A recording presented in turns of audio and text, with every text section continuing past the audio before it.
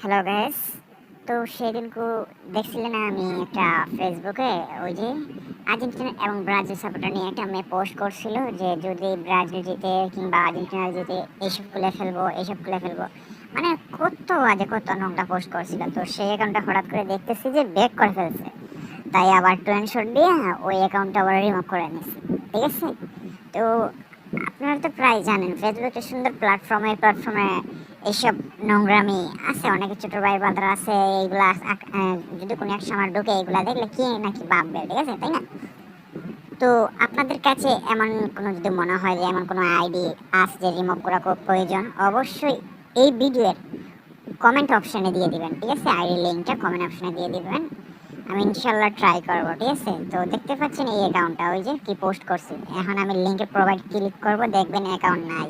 ঠিক আছে, ওইটা লাইভ শট একটু আগেই বলে দিছি।